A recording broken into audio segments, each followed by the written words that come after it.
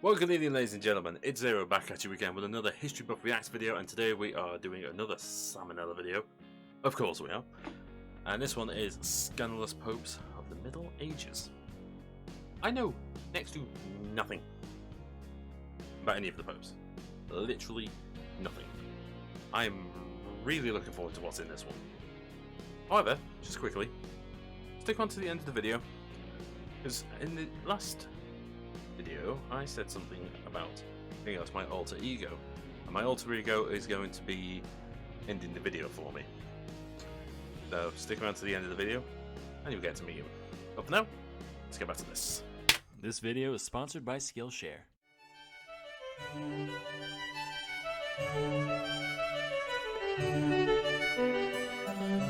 Hey kids, Hi, time Sam. to alienate 23.9% of the United States from my potential audience, because today, we're talking popes. Now don't get me wrong, the modern This will go papacy well. is a great thing. Just a genuinely virtuous man being elected to govern and set an example for Christians everywhere, that's awesome. But back in the day, not so. See, in the Middle Ages, the church was one of the greatest powers in the Western world, having massive influence over monarchs and laymen alike. definitely. And as we know, with great power Definitely. comes great tomfoolery. Here's some of the less wholesome popes that yes, here we history has go. to offer. Here Pope we go. Stephen VI assumed the pontificate in May of 896, during a Okay. time of great instability for the papacy, where rulers and families of all different shapes and sizes were vying for influence over the Yes. Catholic Church. As such, 896 was just, in that period of time, like, Europe was just an absolute mess anyway.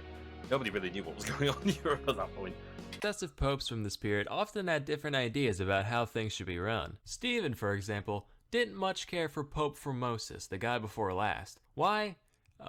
It's complicated. Even if I could wrap my head around I'm all not this, reading it'd all probably be boring as hell, so just take it on good faith that Steve had a lot of beef with Formosus. So much beef, or as we call it, papal bull, that Stephen couldn't even be happy that the dude was already dead. So he had the 8-month-old corpse of Formosus dug up, dressed up in pope clothes, sat down on a throne, and literally put on trial, with a deacon appointed to give all his responses for him. So you thought you could get away from the law with that little dying stunt of yours. Well, tell me, Mr. Thrombosis, did you violate canon law, commit perjury, and pretend to be a bishop when you weren't? Yes, pasta fazool, I am a fool. I've heard all I need to hear. This court finds you guilty, and everything you did as pope, the we legally hell? declare to be fake and dumb and stupid and dumb. Now throw him in the river. What? The river? Can he do that? See the hat? That means I'm Pope. P-O-O-P Pope. You better 3-point that bitch into What the the briny hell? deep right quick, or I'm gonna raise hell. Metaphorically. So they throw him in the river. Hold on, what? Hang on, so they dug up his body to put him on trial so they could kill him again? Or kill him again?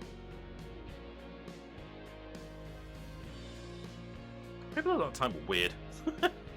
This whole thing caused an uproar among Formosus supporters, and after Formosus's corpse was allegedly seen performing miracles at the riverbank, Stephen ended up being What? overthrown, imprisoned, and executed by strangulation. The body, now Oh. slimy and disgusting, was fished out of the Tiber and reinterred in St. Peter's Basilica, where it rests to this day. Next, we'll talk about John XII. This guy already looks like one of my wait. characters. Why don't we just, yeah, there we go. This guy ascended to the throne when he was just 18 years Steals old, it. which is insane. If I was elected world's biggest hat wearer at that age, you better believe things would get real unpapal real quick. What's that? A pope at age 18? That's really young for a pope. That's really young for a pope. I wonder what he did to get to be pope that young. I'm talking gambling, hookers, setting fires, and toasting to the devil. And wouldn't you know it, these are all things John XII did. It's said that he took the sacred palace and literally made it into a whorehouse. Matter of fact, while researching the guy, I stumbled across this list of sexually active popes. This is a real Wikipedia article. Take a hike, toilet paper orientation. Daddy's got a new favorite. John is featured prominently on this list, of course. He had a thing Oh, for God. widows for some reason. Oh, God. Personally, I'm not big on weepy old hags. I'm more of a carefree young hag type of guy, but to each their own. He also banged his niece a bunch, which not the most virtuous act, What? but you know, Middle Ages and bloodline, fucking whatever. His playboy lifestyle eventually caught up to him though, leading to the Synod of Rome, where everyone got together to talk God. about what a piece of shit he is so they could kick him off the throne. This Besides I all the remember, though. deviancy, Yeah, I there remember was a lot Synod of of things Rome. they had problems with. For one, someone once offered John some money to ordain a 10-year-old as a bishop, and he was just like, alright, I would have done it for free, honestly. Look how big those robes are on him, that's hilarious. He also had a deacon ordained in a horse stable, just like, oh, for fuck's sake. like, alright, let's get this over with.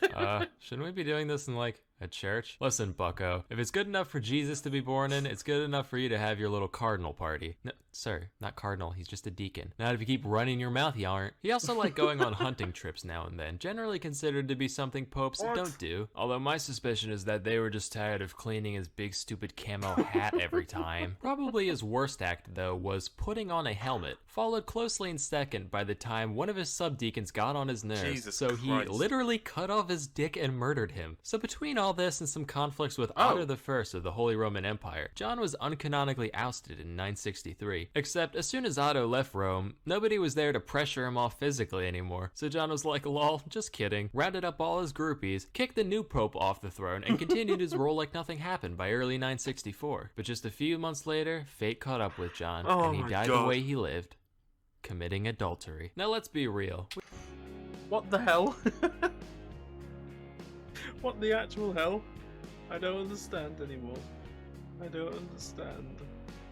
We all have our little guilty pleasures in life. Some people like a nice bag of Cheetos. Others like scented candles or poorly drawn educational videos. Alexander VI liked watching horses fuck. According to Vatican chronicler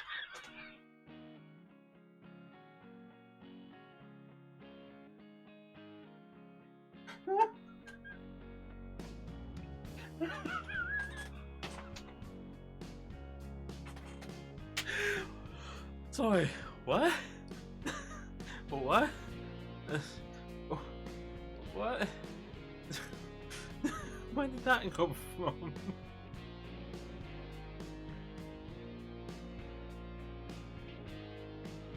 Oh my god, I think the face sold it to me, that was brilliant.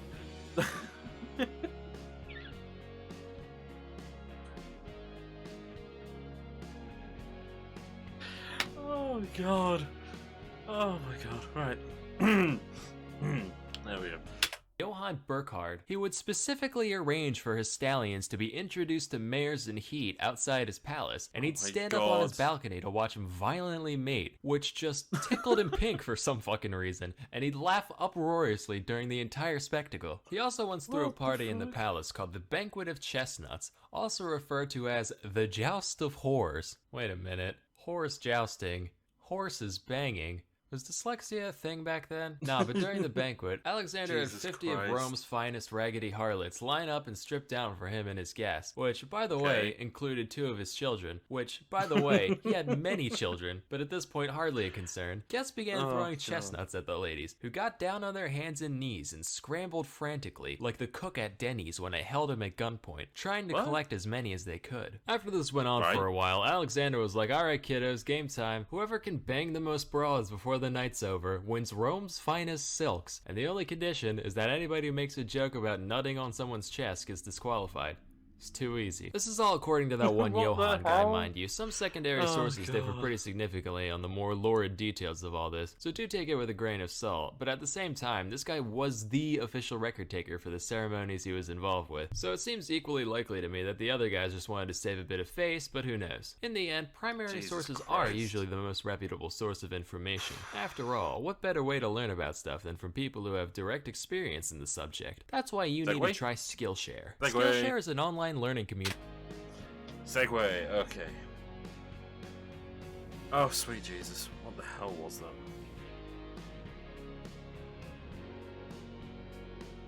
My chest still hurts from that one. My chest actually hurt. My throat hurts. Everything hurts laughing that hard.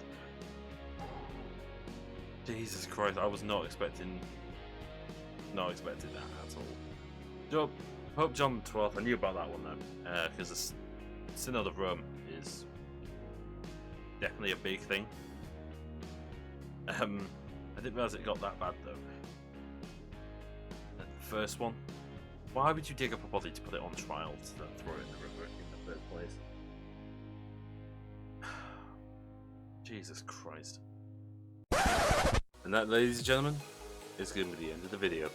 Thank you very much for watching. If you did enjoy it, and if you weren't a little bit surprised by the look that I have now, please make sure to press those like and subscribe buttons, and also hit that bell and share if you did enjoy it. But for now, if you did enjoy that video and you do want to see a little bit more, check out over here. At the top you'll see the most recent videos apart from this one. And down below you'll see, let's put the Zero Plays playlist there. Why not? Well, I've been Zero, this is Synth Zero, and I will see you next time. Bye.